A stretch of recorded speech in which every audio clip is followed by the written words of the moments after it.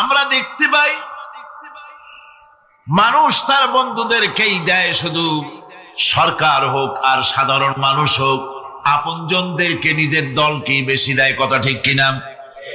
নিজের দলের প্রতি, আত্মীয় স্বজনের প্রতি স্বজন প্রিয়তা মানুষের শরীরের ভিতরে রোগ হিসাবে কাজ করে, আর এভাবে করে নিজের দল আর আত্মীয় স্বজনকে বেশি করে সুযোগ সুবিধা দেয়।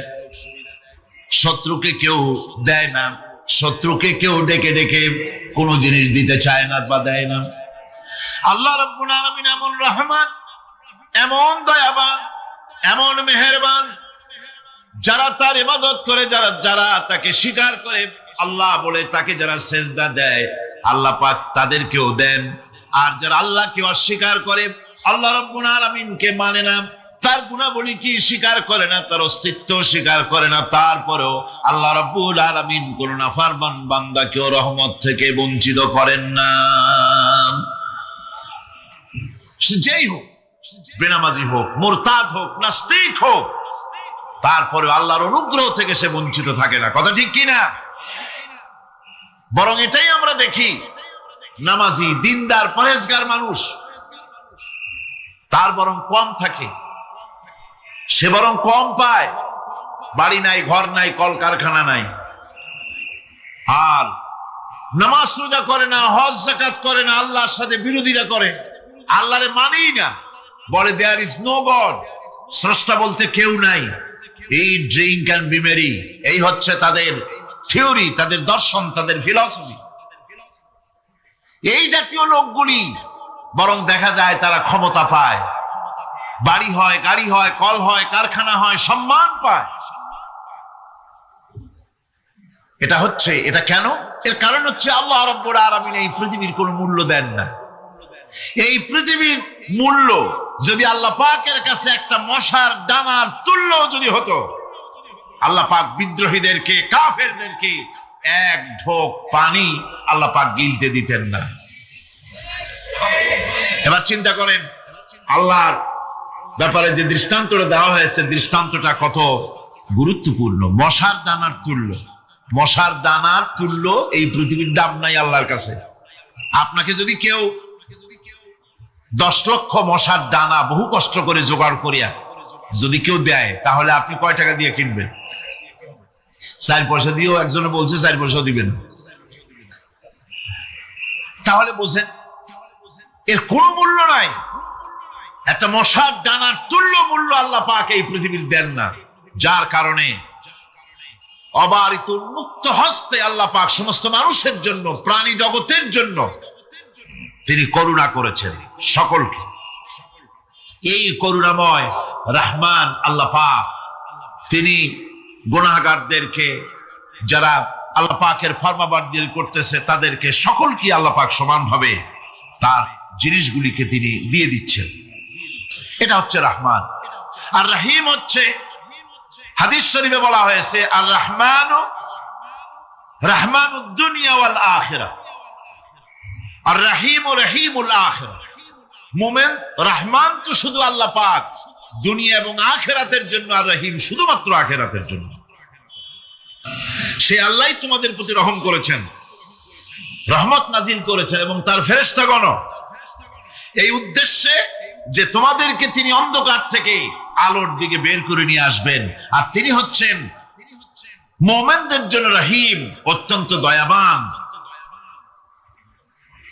আরবি ভাষায় আর রহমান অন্তর্জগতের এমন একটি নম্র উচ্ছ্বাসিত অবস্থার প্রতি ইঙ্গিত করে, যার ফলে তার স্বতঃস্ফূর্তভাবে নিজের থেকেই মহানুভবতা এবং প্রীতি ও মহব্বতের ইচ্ছার বহিঃপ্রকাশ ঘটে। তাই রহমতের মধ্যে আছে স্নেহ, আছে প্রীতি, আছে অনুগ্রহ। আল্লাহ পাকের রহমতটা কি জিনিস? সেটা হচ্ছে রাহমাতি ওয়াসিআত কুল্লা শাই, আমার রহমত দিয়ে সমস্ত জিনিসকে ঢেকে রাখা হয়েছে। প্রত্যেকটি জিনিসের ভিতরে আল্লাহ পাকের রহমত রয়েছে। রহমত ছাড়া এই পৃথিবীতে মানুষের চলার কোনো পথ নাই। সমস্ত ব্যাপারেই আল্লাহ পাকের রহমত আর রহমত। আমরা যখন বললাম আর রহমানির রহিম, বলেন সবাই আর রহমানির রহিম। আবার প্রশ্ন হয়, বান্দা বুঝলাম, আরো কোনো কোয়ালিটি, আরো কোনো বৈশিষ্ট্য তার আছে নাকি? আমরা বলি মালিকি ইয়াউমিদ্দিন। তিনি হচ্ছেন বিচার দিনের মালিক, শেষ বিচারের মালিক তিনি। একদিকে এটাকে ব্যালেন্স করা হয়েছে, একদিকে অফুরন্ত রহমত, যার কোনো কুল নাই, কিনারা নাই। এখন আদল দরকার। এখন কি দরকার? আদল, ইনসাফ দরকার। আল্লাহ পাক একদিকে অফুরন্ত রহমত আর নিয়ামত দিয়ে পৃথিবীকে ছেড়ে গেছেন, অপর দিকে বলেছেন আমি হচ্ছি বিচার দিনের মালিক, সেদিন আমি বিচার করব। সেই বিচারের ভিতরে কোনো পক্ষপাতিত্ব থাকবে না, হবে না। সেখানে তিনি হবেন আহকামুল হাকিমিন, ওইটা হবে সুপ্রিম কোর্টের সুপ্রিম কোর্ট। সেই পরকালে, সেই কিয়ামতের মাঠে আপনাকে আমাকে সকলকে উপস্থিত হতে হবে, নাকি হবে না? সবাইকে উঠতে হবে। এই দিন শব্দটি কোরআনে কারিমে বহু জায়গায় বলা হয়েছে এবং বিভিন্ন অর্থে ব্যবহার করা হয়েছে। যেমন দিন শব্দের অর্থ প্রভাব, প্রতিপত্তি, আধিপত্য, ইতাআত, বন্দিগি, দাসত্ব, আনুগত্য, নীতি, পথ, পন্থা, হিসাব, ফায়সালা, প্রতিদান, প্রতিফল। এরকম অনেক অর্থ, অনেক অর্থে দিন শব্দ কোরআনে কারিমের মধ্যে ব্যবহৃত হয়েছে। কিন্তু এখানে মালিক ইয়াউমিদ্দিন, এই দিন এখানে ব্যবহার করা হয়েছে প্রতিফল অর্থে। প্রতিফলের দিন, যেদিন প্রতিফল দেওয়া হবে, তিনি হচ্ছেন সেই দিবসের অধিপতি, সেই দিবসের মালিক।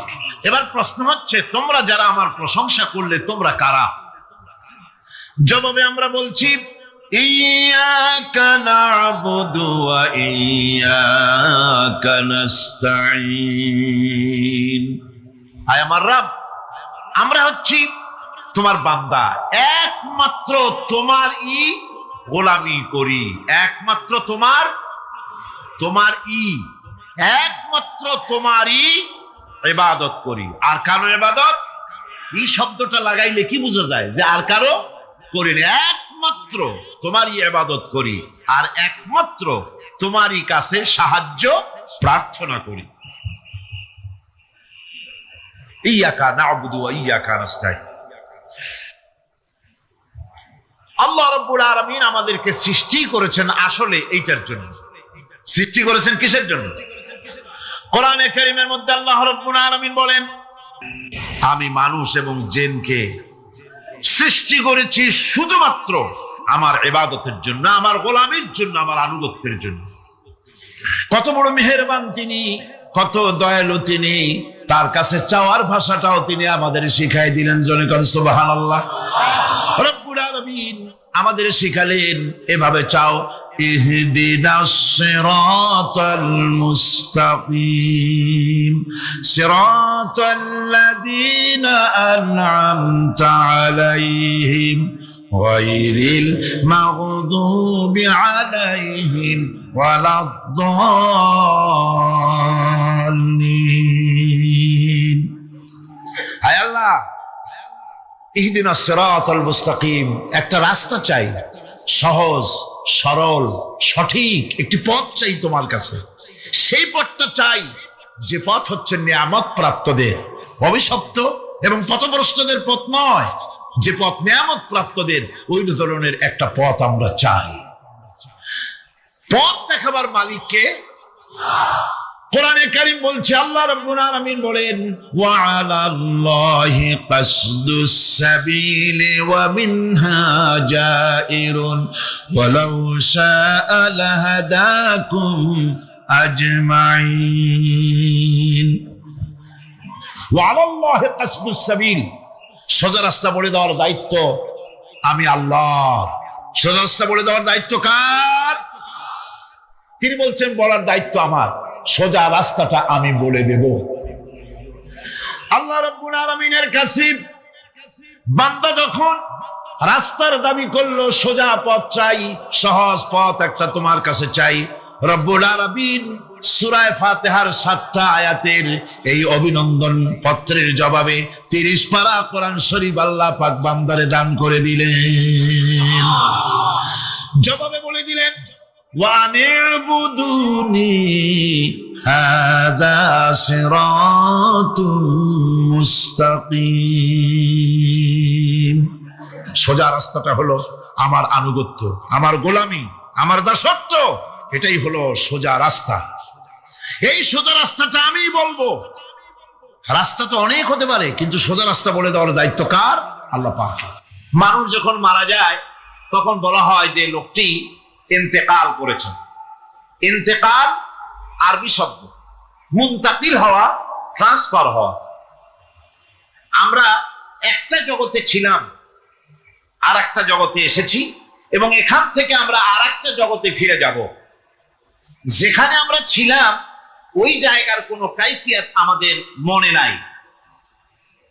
ওইটার নাম হচ্ছে আলমে আরওয়াহ। বলুন তো ওইটার নাম কি? আলমে আরওয়াহ, রুহের জগৎ। রুহের জগৎ থেকে আমরা এসেছি আলমে আসবাবে, বস্তু জগতে এসেছি। এই বস্তু জগৎ থেকে আমরা ট্রান্সফার করব, আমরা বিদায় হব, আমরা মুনতাকিল হব, আমরা ইন্তেকাল করব, চলে যাব আরেকটা জগতে। সেই জগতের নাম হচ্ছে আলমে বারজাখ। ওই জায়গাটা, ওই দেশটা কেমন তার কোনো কাইফিয়ত আমাদের জানা নাই। কোন ব্যক্তি মরে যাওয়ার পর ফিরে এসে আমাদেরকে বলে নাই যে ওই জায়গাটা এমন, কবরটা এমন, কবরে গেলে এই হয়। এগুলি কেউ ফিরে এসে আমাদের বলেন নাই।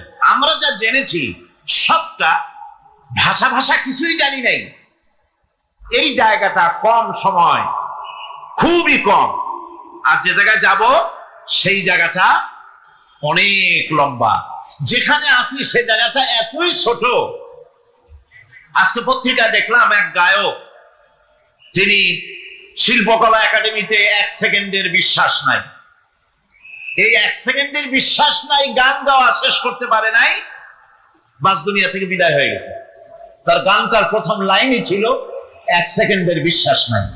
এই গানটা গাইলেন তিনি, লোকেরা আনন্দ করলো, হাতের তালির রেশ ফুরাতে পারে নাই, এর ভেতরেই তিনি বিদায় হয়ে গেলেন। দুনিয়াটা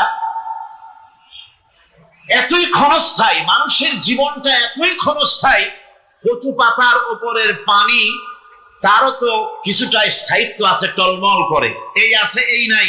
মানুষের জীবনও এর থেকেও খুবই ছোট্ট, আর দুনিয়াটাও খুবই ক্ষণস্থায়ী। আর যেখানে যাব ওই জায়গাটা এত বিরাট, এত ব্যাপক, যার কোনো সীমা নাই, যার কোনো শেষ নাই, অনন্তকাল। কত বছর থাকতে হবে তার কোনো সীমানাও আমাদের জানা নাই, কত বছর থাকা লাগবে। মাওলানা রুম বলেছেন হিসাব আমার কাছে একটা আছে। বলে সেটা কিরকম? তিনি বলেছেন একটা হিসাব আমি জানি, তা হচ্ছে এই পৃথিবী ভরা যদি থাকে সরিষা, আকাশ পর্যন্ত উঁচা। মাওলানা রুম আলাইহি রাহমা তিনি বলছেন 7 আকাশের উপরে রাখবে, 70,000 বছর বিশ্রাম করবে, আবার আসবে আর একটা দানা নিয়ে গিয়ে 7 আকাশের উপরে রেখে 70,000 বছর বিশ্রাম করবে। মাওলানা রুম বলেন এমনি করে ওই পাখিটি 70,000 বছরের বিরতিতে একটা একটা দানা নিতে নিতে তাম পৃথিবীর সমস্ত দানাগুলি যদি 7 আকাশের উপরে নেওয়া হয়েও যায়, তবু আল্লাহ রাব্বুল আলামিন মানুষের জন্য যে পরকালের জীবন তৈরি করেছেন সেই জীবনের শেষ হবে না। কি বিশাল, কি জীবন যার কোনো শেষ নাই। শুধু বিচারের দিনটা হবে 50,000 সানা মিম্মা তাউদ্দুন।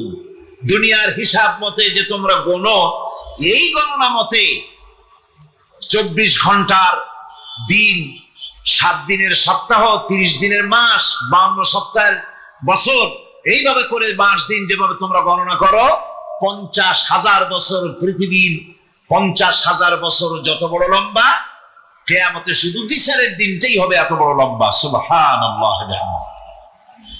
সুতরাং সেই পরকাল, এই পরকালের উপরে বিশ্বাস, এটা হলো সবচেয়ে গুরুত্বপূর্ণ একটি বিষয়। কোরআনে কারিমে সম্ভবত এমন কোন পৃষ্ঠা নাই যেখানে সরাসরি অথবা আকারে ইঙ্গিতে পরকালের কোনো কথা বলা হয় নাই। সম্ভবত কোরআনে কারিমের এমন কোন পৃষ্ঠা নাই। কোরআনে কারিমের ভেতরে মওত, হাসর, জাহান্নাম, জান্নাত, তারপরে সিরাত, মিজান, মানাজির কিয়ামত ইত্যাদি, অর্থাৎ মৃত্যুর পরের জীবন সম্পর্কে আল্লাহ পাক কোরআনে যা আলোচনা করেছেন তা যদি এক জায়গায় করা যায় তা অন্তত গোটা কোরআন শরীফের 1/3 10 পারার সমান হয়ে যাবে। এখন চিন্তা করেন বিষয়টা কতই গুরুত্বপূর্ণ, যার জন্য কোরআনে কারিমে এতটা বিরাট কোরআনের 1/3 আল্লাহ পাক পরকাল সম্পর্কে আলোচনা করেছেন। খুবই গুরুত্বপূর্ণ বিষয়। এই পরকালের উপরে যারা ঈমান আনবে না, পরকালকে যারা বিশ্বাস করবে না, তাদের সম্পর্কে আল্লাহ পাক বলছেন والذين كذبوا بآياتنا ولقاء الآخرة حبطت أعمالهم।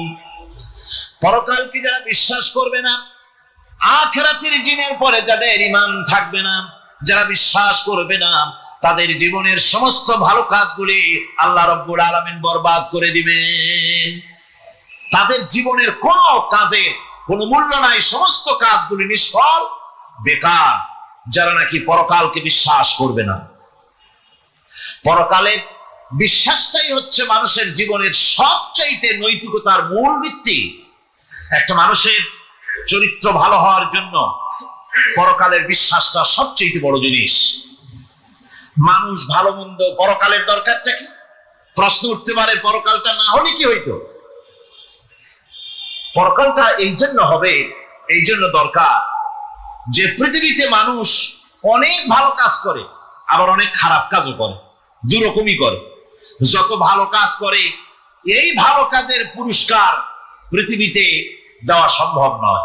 একটা মানুষ এত ভালো কাজ করলো, নামাজ পড়লো, রোজা রাখলো, হজ করলো, যাকাত দিল, তারপরে আল্লাহর দ্বীন প্রতিষ্ঠার জন্য কষ্ট করলো, জেল খাটলো, জরিমানা দিল, ফাঁসির মঞ্চে চড়লো, তার এত ভালো কাজের পুরস্কার এই পৃথিবীতে দেওয়া সম্ভব নয়। এজন্য এমন একটা সময় দরকার যেখানে এগুলি, এই বিরাট একটা লম্বা সময় তাকে পুরস্কার দেওয়া যায়, সেজন্য পরকালের প্রয়োজন। আবার পৃথিবীতে এমন বহু লোক আছে যারা এত অন্যায় করে যে অন্যায়ের শাস্তি পৃথিবীতে এই সীমিত সময় দেওয়া সম্ভব নয়। যেমন দৃষ্টান্ত দিতে গিয়ে আমি বলি যে একটা মানুষ যদি একটা মানুষকে হত্যা করে, তাহলে আপনি তাকে ওই একটা হত্যার বিনিময়ে তাকেও আপনি হত্যা করলেন, তাকেও ফাঁসি দিয়ে দিলেন। কিন্তু একটা মানুষ যদি লক্ষ লক্ষ মানুষ হত্যার কারণ হয়, একটা মানুষ যদি অনেকগুলি মানুষ মারে, একটা গুলি করলেন, ফাঁসি দিয়ে দিলেন, তার একটা জীবন গেল, কিন্তু সে তো মেরেছে অনেক, তার কারণে তো লক্ষ লক্ষ মরছে। কাজে এই শাস্তি পৃথিবীতে দেওয়া সম্ভব নয় বলে এমন একটা জায়গা দরকার যেখানে এই ধরনের বড় রকমের শাস্তি, দীর্ঘমেয়াদী শাস্তি দেওয়া যায়, শরীরটাও সেরকমের বানানো যায়, এই ধরনের করে একটি জায়গা দরকার। সেই জায়গার নাম হচ্ছে পরকাল, সেই জায়গাটার নাম হচ্ছে আখিরাত। সুতরাং পরকালে যে বিশ্বাসী ব্যক্তি, সে ব্যক্তি চুরি, ডাকাতি, জেনা, ব্যভিচার, হত্যা, ধর্ষণ ইত্যাদি থেকে তিনি হবেন মুক্ত। আর যে ব্যক্তি পরকালকে বিশ্বাস করবে না, তার দ্বারা হবে না এমন কোনো কাজ নাই, সবকিছুই তার দ্বারা সম্ভব। এরপরে আল্লাহ পাক বলছেন যে পরকাল বিশ্বাস মানুষকে দায়িত্ববান বানায় দেয়। পরকালের বিশ্বাস মানুষকে কি বানায়? দায়িত্ববান বানায়, যেহেতু তোমার তো খালি খালি সৃষ্টি করা হয়নি। আল্লাহ রাব্বুল আলামিন কোরআনে কারীমের মধ্যে বলছেন আফাহাসিবতুম আন্নামা খালাকনাকুম আবাসান ওয়া আন্নাকুম ইলাইনা লা তুরজাউন। লোকেরা কি ভেবেছে? তোমরা কি এটাই মনে করেছো যে আমি তোমাদেরকে এমনি এমনি সৃষ্টি করেছি আর তোমাদেরকে আমার কাছে ফিরে আসতে হবে না? এটাই কি ভেবেছো তোমরা? তোমাদেরকে সৃষ্টি করা হয়েছে এবং তোমাদেরকে আমার দরবারে সকলকেই ফিরে আসতে হবে। পৃথিবীতে এমন কেউ নাই যে পৃথিবীতে টিকে থাকতে পারবে, সমস্ত মানুষকেই আল্লাহর দরবারে ফিরে যেতে হবে। আল্লাহ পাক কোরআনে কারীমের অন্যত্র বলেছেন আয়াহসাবুল ইনসানু আইয়ুতরাকা সুদা। মানুষ কি ভেবেছে যে আমি তাকে নিরর্থক সৃষ্টি করেছি, তার কোনো হিসাব হবে না, তার কোনো দেখার মতো কেউ নাই, তাকে এমনি এমনি আমি সৃষ্টি করেছি? তা না, প্রত্যেকটি মানুষকেই বিচক্ষণতার দাবি হিসেবে সৃষ্টি করা হয়েছে এবং তার সব কিছুকেই দেখা হচ্ছে। আল্লাহ পাক সব দেখতে পাচ্ছেন, তার নজরের সামনে আছে। আল্লাহ পাক দেখেন এবং শোনেন। আমরাও দেখি, আমরাও শুনি, কিন্তু আল্লাহ পাকের দেখা আর আমাদের দেখা, আল্লাহর শোনা আর আমাদের শোনা একরকম নয়। আমরা এই মাহফিলের বাইরে কি হচ্ছে আমরা দেখতে পাই না, ঠিক কিনা কম? রাতের বেলায় আমরা আমাদের নিজেদেরকেও দেখি না, এমনকি আমরা আমাদের পেছনে কি হয়, পিছনে কি আছে তাও দেখি না। আপনারা যে আমার সামনে বসে আছেন, আপনাদের পেছনে লোকটা কি করতেছে তা আপনি দেখতে পাচ্ছেন।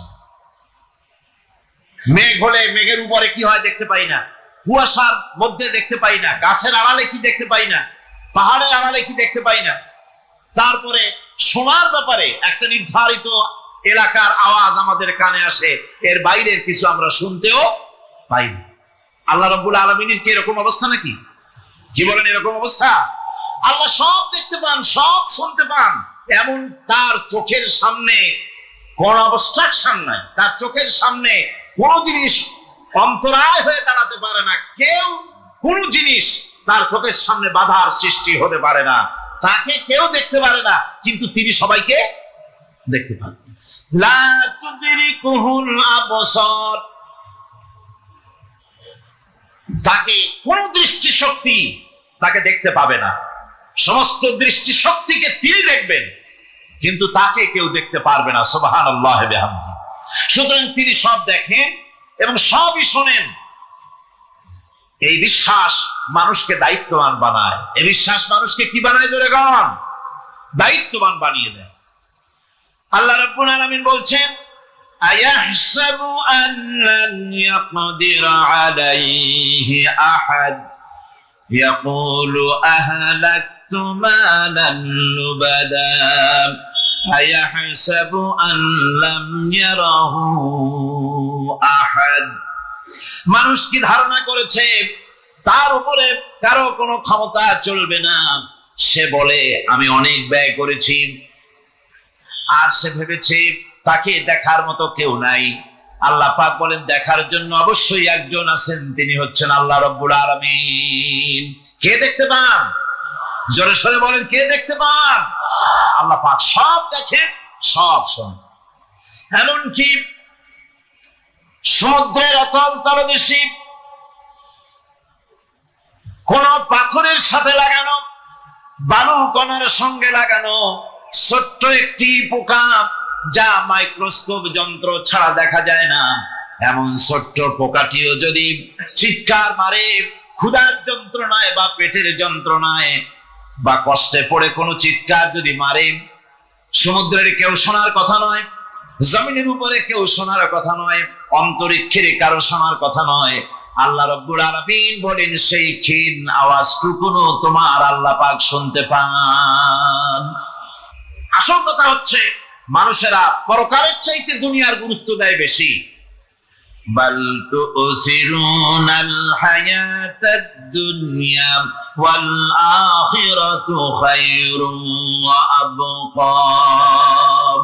তোমরা পার্থিব জীবনকে অগ্রাধিকার দিয়েছো, আর পরকাল হচ্ছে উত্তম এবং স্থায়ী।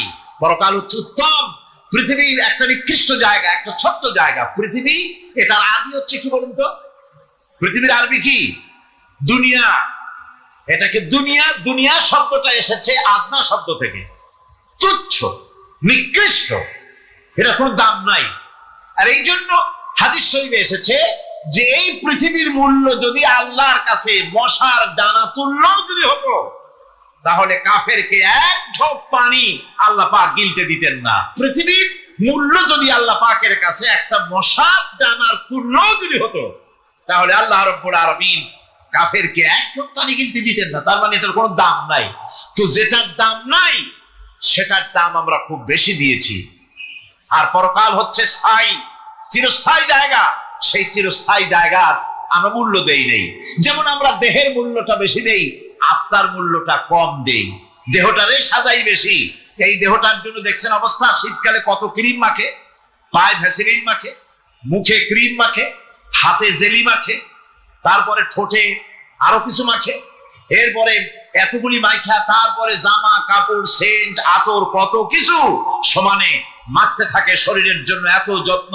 তারপরে ভুরি ভোজন পাইকারি দরে খায়, জনমের মতো খায়, খাওয়ার চোটে পেট যায় একদিক, পাছা যায় আর একদিক, মাথা যায় আর একদিক, আস্তে আস্তে দুমবার সাইজ হয়ে যায় মানুষের বডিটা।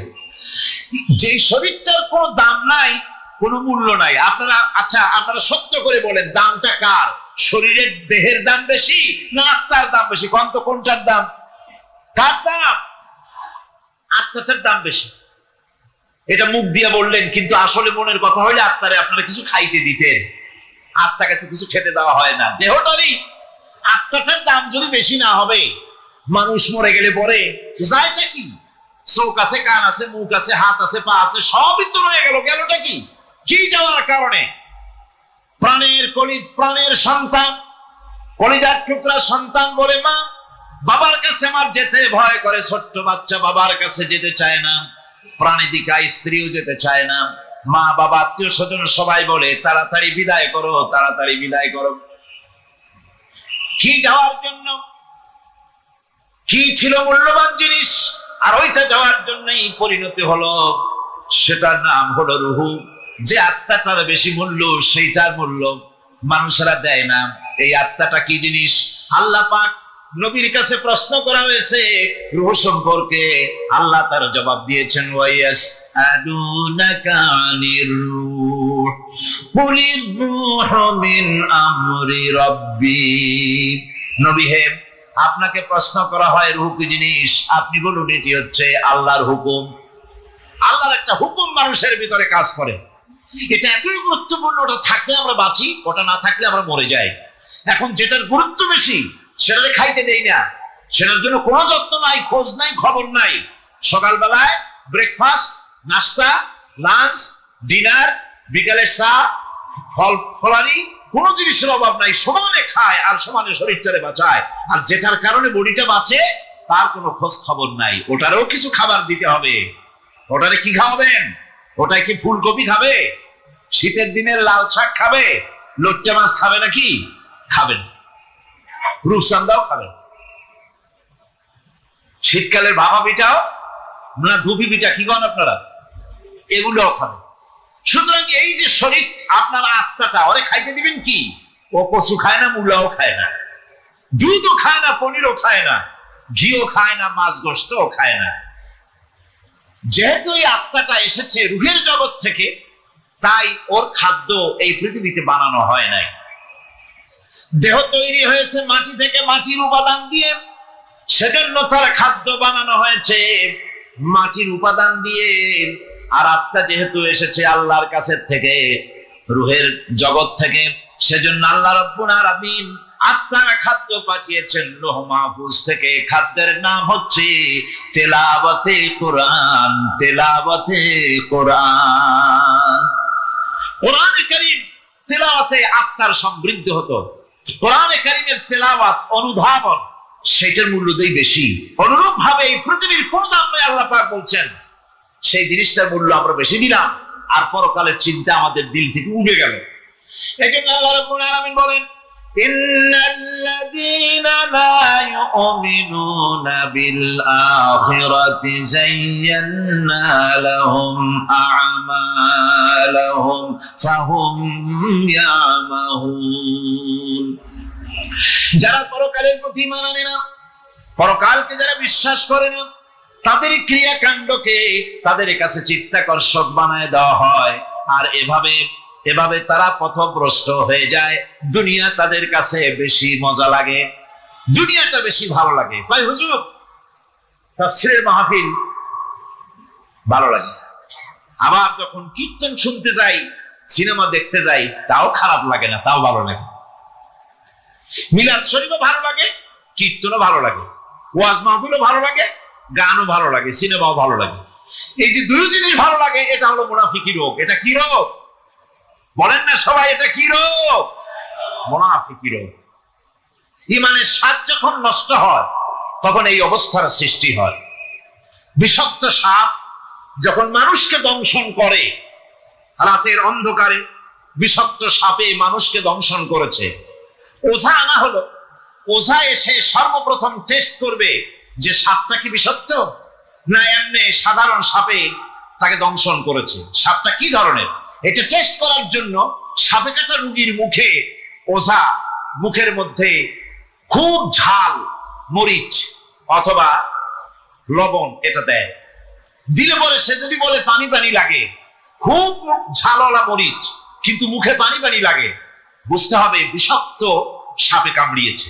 আর যদি ঝালকে ঝাল বলে, লবণকে লবণ বলে, তিতকে তিতো বলে, তাহলে বোঝা যাবে বিষাক্ত সাপে কামড়ায় নাই। তো বিষাক্ত সাপের প্রধান আলামত হলো এই, বিষাক্ত সাপে যখন মানুষকে কাটে তখন তার প্রথম বিষক্রিয়া হচ্ছে তার রক্তকে জাম করে দেয় আর জিহ্বার স্বাদকে নষ্ট করে দেয়। এই পৃথিবীতে যত বিষাক্ত সাপ আছে সবচাইতে মারাত্মক আর বিষাক্ত সাপ হচ্ছে শয়তান। সবচাইতে বিষাক্ত সাপ কি? এই শয়তান যাকে ওয়াসওয়াসা দেয়, শয়তান যাকে দংশন করে, শয়তান যারে ফুটবল বানাতে পারে, সর্বপ্রথম তার ঈমানের স্বাদ নষ্ট করে দেয়। তখন আখিরাত ভালো লাগে না, তখন মসজিদ ভালো লাগে না, তখন ওয়াজ মাহফিল ভালো লাগে না, তাফসীর মাহফিল ভালো লাগে না, তখন সিনেমা পছন্দ হয়, গান পছন্দ হয়, মেলা পছন্দ হয়, সাংস্কৃতিক অনুষ্ঠান, নাচ, উল্টাপাল্টা কাম, এই সমস্ত পছন্দ হয়। আল্লাহর ইসলাম ভালো লাগে না, পছন্দ হয় না। আল্লাহ পাক বলেন পরকালকে যারা অস্বীকার করে তাদের মনের তাদের জন্য এই দুনিয়াটাকেই তাদের সামনে চিত্তাকর্ষক, তাদের ক্রিয়াকাণ্ডকে চিত্তাকর্ষক করে দেওয়া হয় আর এর ভেতরেই তারা পড়ে থাকে। ফলে এই সব পরকালে অবিশ্বাসী লোকগুলি অহংকারী হয়। তারা কি হয়? আল্লাহ পাক বলেন فَالَّذِينَ لَا يُؤْمِنُونَ بِالْآخِرَةِ قُلُوبُهُمْ مُنْكِرَةٌ وَهُمْ مُسْتَكْبِرُونَ। পরকালের প্রতি যারা ঈমান আনে না, পরকালকে যারা বিশ্বাস করে না, তাদের মন সত্য কথাকে অস্বীকার করে আর এই লোকগুলি অহংকারী হয়ে যায়, ধরাকে সরাক জ্ঞান করে। কি হলো রে, এই অবস্থার সৃষ্টি হয়ে যায়।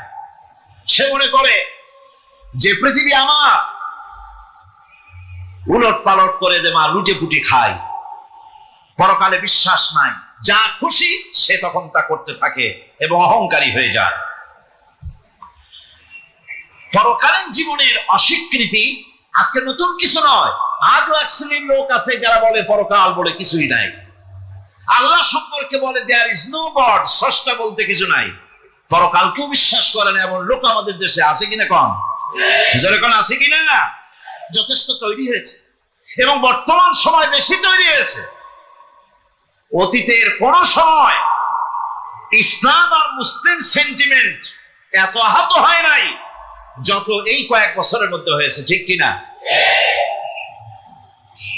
পরকালকে অস্বীকার করছে, কোরআন শরীফকে আগাগোড়া সংশোধনের কথা বলেছে, আল্লাহকে মিথ্যাবাদী বলেছে।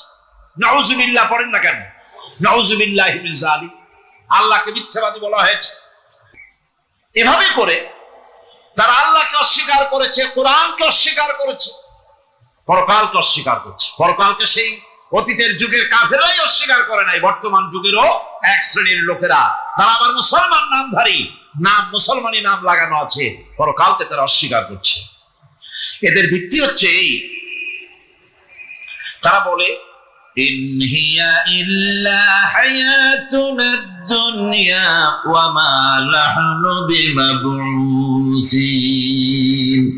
তারা বলে এই দুনিয়ার জীবনটাই একমাত্র জীবন, এই দুনিয়ার জীবনই হলো একমাত্র জীবন, আমরা উঠবো না পরকালে, পরকাল বলে কিছুই নাই, পরকাল বলে কোনো জিনিস নাই, আমাদেরকে কিয়ামতে আল্লাহর দরবারে ওঠা লাগবে না। সুতরাং তারা ওমর খৈয়ামের মুরিদ হয়ে যায়।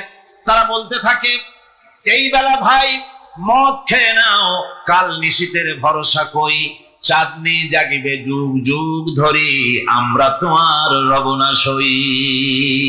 যত পারো মদ খাও, নগদ চাপাও, হাত পেতে নাও, বাকির খাতায় শূন্য থাক, দূরের বাদ্য কিলাপ শুনে মাঝখানে যে বেজায় ফাঁক। এই জন্য কোরআনে কারীম আল্লাহ পাক বলছেন লাইসাল বিররা আন তুওয়াল্লু ওয়ুজুহাকুম কিবালাল মাশরিকি ওয়াল মাগরিব, পূর্ব পশ্চিমে কয়বার মাথা ঘুরালা, এইটাই তোমার পুণ্যবান সৎ কাজ হওয়ার এটা নমুনা নয়। প্রকৃতপক্ষের সৎ কাজ হচ্ছে আল্লাহ বিশ্বাস করা এবং পরকালে বিশ্বাস ভিত্তিক জীবন গড়া। 2000 পরে দেব, এমন কোন দানবী থাকলে হাতটা উঠে দেখান বাজান, আমি কলিজার থেকে দোয়া করব।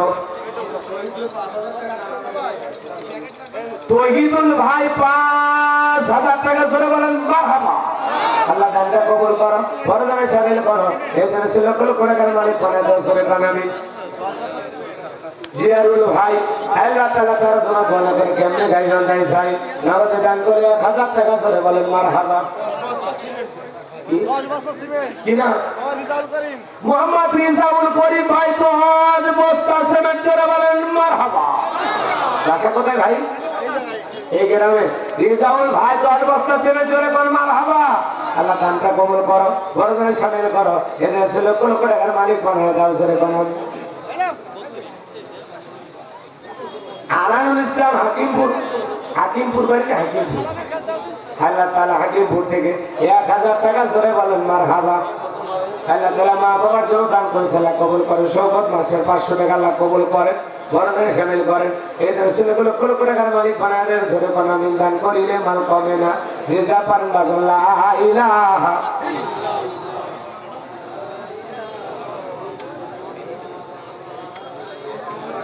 পঞ্চাশ টাকা একজন দান করেছে, আল্লাহ দানটা কবুল করো, বরদানে শামিল করো। এটা রাসূলুল্লাহ লক্ষ লক্ষ টাকার মালিক বানায় দাও জোরে কোন আমিন। লা ইলাহা ইল্লাল্লাহ জোরে লা ইলাহা।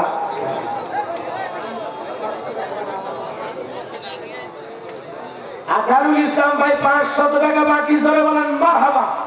আল্লাহ দানটা কবুল করে, বরদানে শামিল করো। আর কে আছেন বাজার নগদে বাকিতে পিতা মাতার নামে 1-2 বস্তা সেবে দান করবেন। নগদে বাকিতে কে আছেন তাড়াতাড়ি করে, 1 মিনিট সময়, 1 মিনিট, এরপরে আমি আলোচনায় চলে যাব। অনেক লম্বা সময় হয়ে গেছে, তাড়াতাড়ি করে। আর কে আছেন? বড় ভাবি বাকিউল্লাহ সাহেবের বড় ভাবি 500 টাকা দিয়েছে, আল্লাহ কবুল করেন জোরে কোন আমিন। মা বাবার জন্য দোয়া চেয়েছে, আল্লাহ ভাবির মা বাবার খবরকে জান্নাতের বাগান বানায় দাও, বেঁচে থাকলে হায়াত বাড়ায় দাও জোরে কোন আমিন। সাহেব আলী কথার মধ্যে ঝোলা তালি যায় না, একেবারে খালি দান করলো 500 টাকা জোরে বলেন মারহাবা। 2 বস্তা সিমেন্ট, 2 বস্তা সিমেন্ট জোরে কোন মারহাবা। আল্লাহ কবুল করেন, বরদানে শামিল করেন।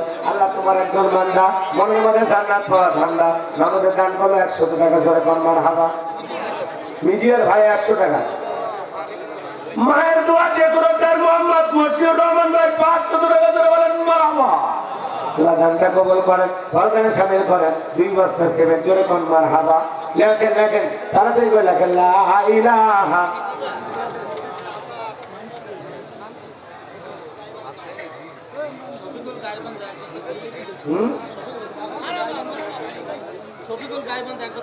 শফিকুল ইসলাম ভাই গাইবান্ধা বাড়ি, এটি কেমনে এলেন?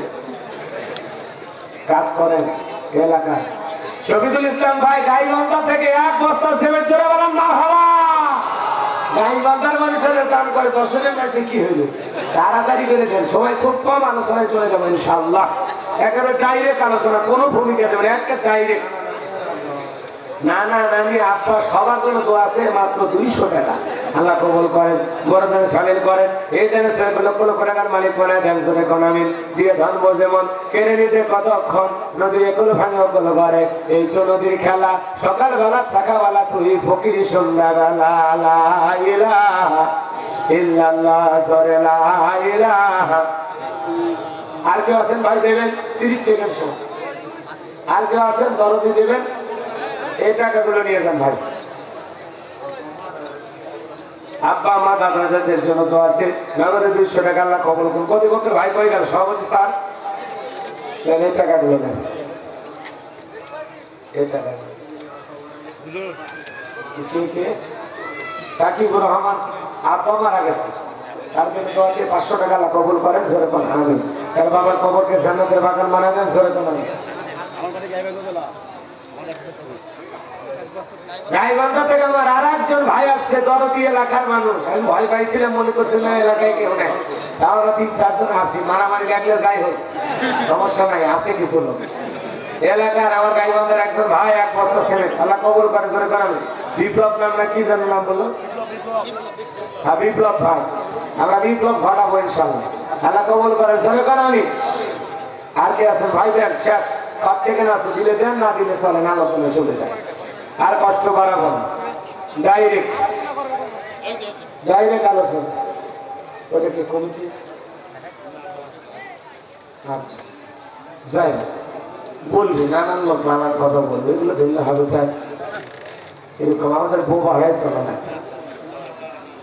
বয়রা হয়ে গেছে। আমরা কিছু শুনি 500 টাকা এক ভাই দিয়েছেন, আল্লাহ কবুল করেন। জোরে কানাবেন। যেহেতু আল্লাহ ঘর মসজিদের জন্য মাহফিল, অবশ্যই কালেকশনে কিছু সময় আমাদেরকে দেওয়া দরকার। এখন যদি আপনারা রাগ করেন, আমাদের কোনো কিছুই নেই। চলেন আমরা আলোচনা শুরু করি। আর একজন ভাই 1000 টাকা দিয়েছেন, আল্লাহ কবুল করেন। দাদা দাদি কবর আল্লাহ জান্নাতের বাগান বানায় দেন। জোরে কানাবেন। দেন, সবাই দান করেন।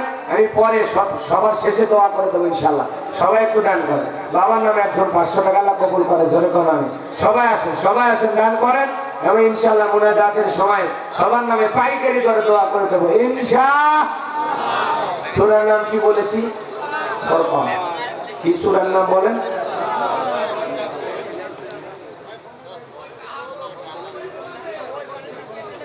ওয়াজ করবো কাল 9টার পরে। হ্যাঁ, আগামীকাল 9টার পরে ইনশাআল্লাহ। কোথায় যেন একটা মাহফিল আছে, আপনারা আইসেন 10টা থেকে।